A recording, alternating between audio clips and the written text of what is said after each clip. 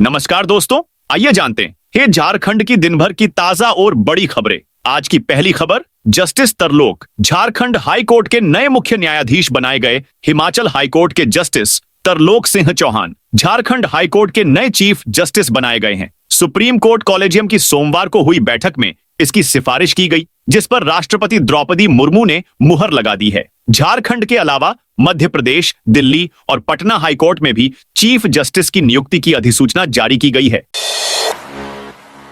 झारखंड की महिला जज को नहीं मिली चाइल्ड केयर लीव। झारखंड की महिला एडिशनल डिस्ट्रिक्ट जज को बच्चे की देखभाल के लिए चाइल्ड केयर लीव नहीं मिली। बिना कारण बताए उनकी छुट्टी को कैंसिल कर दिया गया। अब महिला जज ने सुप्रीम कोर्ट का दरवाजा खटखटाया है। उन्होंने अपने एक वकील के माध्यम से याचिका दायर करते हुए तत्काल सुनवाई का अनुरोध किया। उनके आवेदन पर प्रधान न्यायाधीश BR गवई और न्यायमूर्ति ऑगस्टीन जॉर्ज मसीह की पीठ ने सहमति देते हुए 29 मई को सुनवाई करने की बात कही है।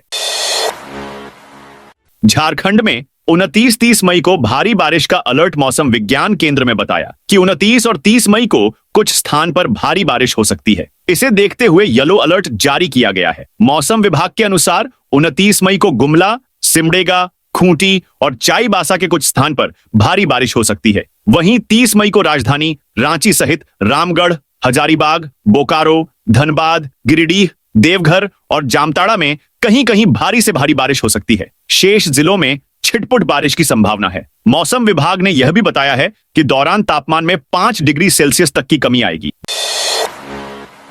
JAC 10वीं बोर्ड का रिजल्ट जारी। 91.71% छात्र पास। झारखंड एकेडमिक काउंसिल ने 10वीं बोर्ड का रिजल्ट जारी कर दिया है। शिक्षा मंत्री रामदास सोरेन ने मंगलवार को रिजल्ट जारी किया। 2025 मैट्रिक एग्जाम में 91% छात्र सफल रहे हैं। 98.60% मार्क्स के साथ हजारीबाग इंदिरा गांधी बालिका हाई स्कूल की छात्रा गीतांजलि टॉपर बनी है।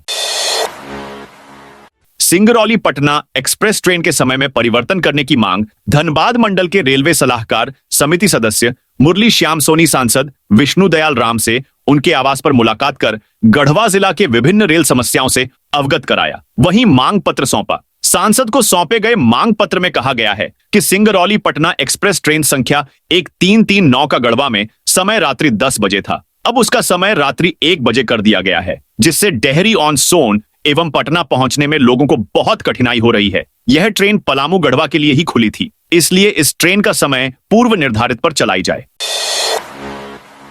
टैक्स रिटर्न भरने की आखिरी तारीख 15 सितंबर। टैक्स डिपार्टमेंट ने वित्त वर्ष 2025 का income tax return ITR file करने की आखिरी तारीख 31 जुलाई से बढ़ाकर 15 सितंबर 2025 कर दी है। इनकम टैक्स विभाग ने कल यानी मंगलवार 2-7 मई को इसकी जानकारी दी। ITR फाइलिंग की प्रोसेस जून के पहले हफ्ते से शुरू हो सकती है। आमतौर पर यह 1 अप्रैल से शुरू हो जाती है, लेकिन इस साल इसमें देरी हो रही है। पिछले साल भी ये 1 अप्रैल से शुरू हो जाती है, लेकिन इस साल इसमें देरी हो रही है। अप्रैल में शुरू हुई थी। देरी की वजह ITR फॉर्म के लिए जरूरी ऑनलाइन टूल्स उपलब्ध नहीं होना है। पलामू के नया जंगल में पुलिस नक्सली मुठभेड़। पलामू के हुसैनाबाद के नया जंगल में सोमवार शाम 5:30 बजे पुलिस और माओवादियों के बीच मुठभेड़ शुरू हो गई। रात भर रुक रुक कर फायरिंग होती रही। इस दौरान सुरक्षा बलों ने करीब 300 राउंड गोलियां चलाईं। मंगलवार सुबह उजाला होने पर माओवादी इलाके से भाग निकले। इस दौरान 15 लाख के इनामी रीजनल कमांडर नितेश यादव अपने साथियों 10 लाख के इनामी जोनल कमांडर संजय यादव उर्फ गोदराम, एरिया कमांडर इम्तियाज अंसारी और अन्य दस्ते के सदस्यों के साथ मुठभेड़ में मारे गए अपने सहयोगी तुलसी भुइयां का शव छोड़कर जंगल से फरार हो गया। गिरिडीह में लाखों की ज्वेलरी ले उड़े चोर। गिरिडीह नगर थाना क्षेत्र के करबला रोड स्थित JP नगर में चोरों ने एक बंद घर को निशाना बनाते हुए करीब 5 लाख रुपए से अधिक की संपत्ति पर हाथ साफ कर दिया। घटना की जानकारी मंगलवार सुबह को हुई। घर मालिक अमित कुमार शनिवार को अपनी बहन के घर कोडरमा गए थे। मंगलवार सुबह लौटे तो उनके होश उड़ गए। रांची का शेखावत परिवार लेकर आया राज्य की पहली पुंगनूर गाय। रांची का शेखावत परिवार कर्नाटक से पुंगनूर गाय लेकर आया है। परिवार उसे लक्ष्मी की तरह पूज रहा है। शेखावत परिवार कांके रोड के ब्रह्मचारी नगर में रहता है और घोड़े का व्यापार करता है। घोड़े बेचने के अलावा प्रचार प्रसार में भी उनके घोड़े अहम भूमिका निभाते हैं। करीब 2 महीने पहले हैदराबाद से एक व्यापारी बिलाल शाह उनके यहां घोड़ा खरीदने आया था। नई शराब नीति पर हस्तक्षेप करें। राज्यपाल प्रदेश भाजपा अध्यक्ष बाबूलाल मरांडी ने राज्यपाल से आग्रह किया है कि वे नई शराब नीति पर हस्तक्षेप करें। नियम लागू हुआ तो राज्य के बड़े कारोबारियों का इस व्यवसाय पर कब्जा बढ़ेगा। राज्यपाल से मिलकर उन्होंने उन्हें पत्र सौंपते हुए कहा कि जनसंख्या के अनुपात में आदिवासी, दलित, दिव्यांग और महिलाओं को शराब दुकानों का आवंटन हो। उन्होंने कहा कि वर्तमान मुख्यमंत्री ने 2 बार उत्पाद नीति लागू की। रात 10 बजे के बाद शहर में कहीं भी अड्डेबाजी करते पाए गए तो पकड़ेगी पुलिस। राजधानी में रात 10 बजे के बाद विभिन्न जगहों पर अड्डेबाजी करने वालों के खिलाफ सख्ती से निपटने के लिए पुलिस ने तैयारी शुरू कर दी है। पीसीआर और पेट्रोलिंग कर रहे अधिकारियों को अड्डेबाजी करते दिखाई देने वाले युवकों को पकड़ने का आदेश दिया गया है। इसके अलावा राजधानी में रहने वाले लोगों से भी अड्डेबाजी करने वाले युवकों के बारे में जानकारी देने की पुलिस ने अपील की है। पुलिस ने हेल्पलाइन नंबर 89877906 जारी किया है, जिस पर सूचना दी जा सकती है। डीआईजी सह एसएसपी चंदन सिन्हा के आदेश पर जारी किए गए इस हेल्पलाइन नंबर पर राजधानी के लोग रात 10 से सुबह 6 बजे तक अड्डेबाजी करने वालों की जानकारी दे सकते हैं। पाकुड़ में गांजा सप्लाई का बड़ा नेटवर्क बेनकाब। पाकुड़ नगर थाना क्षेत्र के बड़ी अलीगंज में पुलिस ने गांजा स्टॉकिस्ट नसीम आलम को गिरफ्तार कर बड़ी सफलता हासिल की है। उसके घर से 3 किलो 373 ग्राम गांजा बरामद किया गया है, जिसकी बाजार में कीमत करीब 2 लाख रुपए आंकी गई है। नसीम पर आरोप है कि वह शहर के अलग अलग इलाकों में छोटे विक्रेताओं को गांजा की सप्लाई करता था। गुमला में फिर बिजली की आवाजाही से लोग परेशान। गुमला में बिजली की समस्या फिर से उत्पन्न हो गई है। बीते कुछ समय से अनियमित बिजली की आपूर्ति ने सभी को परेशान कर दिया है। कभी 10 मिनट में बिजली की आवाजाही से परेशानी, तो कभी रात भर ब्लैकआउट का सामना लोगों को करना पड़ रहा है। मौसम में जब जब परिवर्तन हो रहा है, बिजली की समस्या दिखने लगी है। इसे लेकर लोगों को परेशानी का सामना करना पड़ रहा है। कभी बिजली के अभाव में गर्मी के बीच रहना विवशता बन जा रही है, तो कभी भारी बारिश के समय बिजली कटौती से कठिनाई उठानी पड़ रही है। वह स्थिति तब दिख रही है जब कुछ वक्त पहले ही नियमित बिजली आपूर्ति के दावे किए जा रहे थे।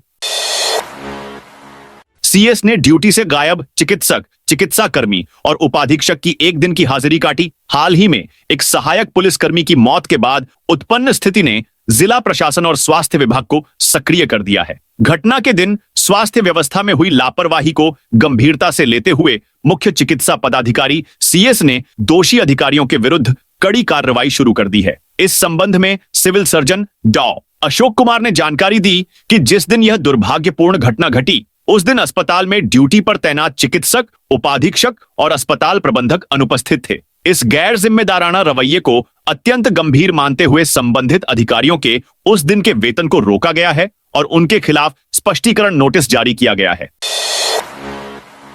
10 रुपए पहुंचा प्याज का थोक भाव। प्याज के भाव में पिछले 1 माह में 5 रुपए की ओर गिरावट आई है। इस समय पंडरा थोक मंडी में प्याज 10 रुपए से 14 रुपए प्रति किलो तक बिक रहा है। खुदरा बाजार में प्याज 16 से 20 रुपए किलो बेचा जा रहा है। थोक कारोबारी मदन साहू ने बताया कि नासिक, एमपी आदि उत्पादक राज्यों में इस वर्ष प्याज की फसल काफी अच्छी हुई है। वहीं चतरा और पलामू से लोकल प्याज भी बाजार में आ रहा है। पंडरा थोक मंडी में प्रतिदिन 15 गाड़ी प्याज की आवक हो रही है। श्री श्री अखंड नाम संकीर्तन का शुभारंभ आज गुआ के कच्छी धौड़ा कॉलोनी में। श्री श्री अखंड नाम संकीर्तन का शुभारंभ 28 मई को होगा। श्री श्री अखंड नाम संकीर्तन कमेटी के अध्यक्ष राजा ठक्कर, राजकुमार चौबे एवं शत्रुघ्न मिश्रा ने इसकी जानकारी देते हुए कहा कि हर वर्ष की भांति इस वर्ष भी श्री श्री अखंड नाम संकीर्तन के शुभारंभ गुआ के कच्छी धौड़ा कॉलोनी में की जा रही है। इस संकीर्तन में झारखंड, ओडिशा व बंगाल से कीर्तन मंडली द्वारा 24 पहर 48 घंटा तक चलेगी।